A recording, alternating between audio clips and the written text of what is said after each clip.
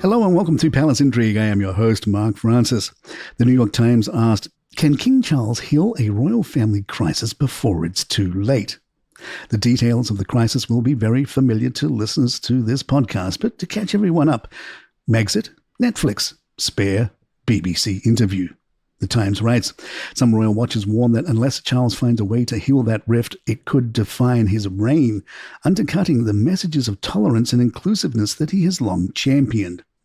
They cite former BBC royal correspondent Peter Hunt, who says, when history comes to be written about the king, this will reflect badly on him. He represents an institution that is about family, unity, and fostering forgiveness.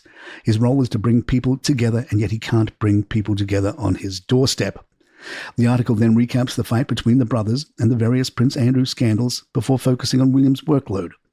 Historian Ed Owens said, William has sometimes been seen as work-shy, but we see him gravitating toward bigger, more media-friendly events.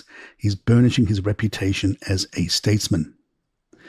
The notion of William being lazy has been coming up more often. Royal expert Richard Fitzwilliams discussed the subject with anti-monarchy group Republic CEO Graham Smith. Per Fitzwilliams, there's no doubt that if you take charitable activities, the monarchy has an absolutely unique profile. Smith fired back. There's so much stuff said about the monarchy which isn't true. There has been a very deep, detailed study on their impact on charity by an independent authority which said the impact is close to zero. Part of the problem with them and part of the problem with William, who is in line to be the next monarch, is he's incredibly lazy. He doesn't do anything. In the last month, he did about 4 days of work. When I say work, I mean turning up and waving at people, most of which is done in or near their houses. They cost us $500 million a year for a whole family, which we do not need, including people that most people would have never heard of. They're all included in this cost. New figures from the House of Commons Library reveal that the sovereign grant, the primary source of public funding for the monarchy, has risen from £31 million in 2012 to £132 million in the current financial year, representing a threefold increase when adjusted for inflation. The most recent jump, a 53% increase from 86 million to 132 million, was attributed by Palace aides to the ongoing 10-year Buckingham Palace resurfacing program, a £369 million refurbishment effort to modernise cabling, plumbing, wiring and safety systems at the palace. The palace spokesperson defended the increase, stating, the sovereign grant remained virtually flat for 5 years from 2020 during a period of high inflation.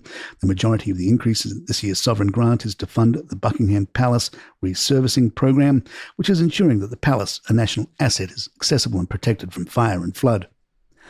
In 2023-24, the monarchy's spending included £1 million on helicopter flights, £2.2 million in electricity, £23,000 for a 3-day visit by the Duke of Kent to regimental events in Scotland. In return, the royal household supported 2,300 public engagements, hosted 105,000 guests and ran 400 events, while fulfilling constitutional duties and supporting diplomacy. As public finances remained strained and generational attitudes shift, the royal household may continue to face questions, not just about what they cost, but what they're worth. Once vilified for a column widely condemned as misogynistic and cruel, Jeremy Clarkson now appears to have found a path, however unlikely, into the royal circle. The former Top Gear presenter caused uproar in December of 2022 when writing in The Sun. He declared he hated Meghan Markle on a cellular level and fantasized about seeing her publicly humiliated. The backlash was swift and severe, prompting Clarkson to issue a formal apology, which he said he had sent personally to the Duke and Duchess of Sussex. A spokesperson for Prince Harry dismissed the gesture, condemning Clarkson's long-standing pattern of writing articles that spread hate, rhetoric, dangerous conspiracy theories, and misogyny. Despite that grim chapter, Clarkson has since made a number of public appearances alongside members of the royal family, chief among them Prince William, who is said to appear in the newest series of Clarkson's Farm. The Prince of Wales visited Clarkson's Diddley Squat farm in Oxfordshire in March of 25 and met cast regulars Caleb Cooper and Charlie Ireland. During the visit, William shared that his eldest son, Prince George, is a fan of the show.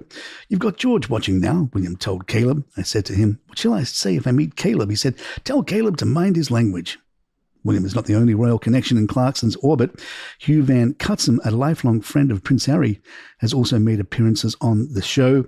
Hugh and his wife Rose have previously hosted Harry and Meghan for supper and were guests at the Sussexes' wedding in 2018. Clarkson's re-emergence in royal company didn't end in the Cotswolds. He was a guest at Queen Camilla's private Christmas luncheon in December of 2022, mere days after his infamous article. And in March of 24, he mingled with Zara Tindall and Princess Eugenie during a weekend in Bahrain for the Formula One Grand Prix. Palace Intrigue will be right back. The relationship between William and Harry appears to have reached a new low, with reports suggesting the rift between the royal siblings is now, in the words of one expert, fully broken. According to royal photographer Arthur Edwards, speaking on the Sun's royal exclusive program, Prince William just can't stand Prince Harry anymore, making a dramatic shift from the brothers' once famously close relationship. Edwards said, "William and Harry were so close all their life, everything they did together. They went and they did everything together. They were so close, and now something must have happened that seriously happened that William just can't stand him anymore. And that's just so sad." The deterioration in relations is believed to have worsened following Harry's BBC interview earlier this month. Edwards is hopeful, adding, "I do believe in the prodigal son. You can say, 'I'm sorry,' and repent and promise not to do it again. And I'm sure the King and William will say, 'Okay, let's give it another try.'" Edwards also discussed the perceived change in Harry, saying, "When we were on the road with Harry, we never got the feeling that he hated the press then. He was very cooperative with the press. We used to go to the pub with him and have a drink with him, and he was different then. Since he married Meghan, he changed."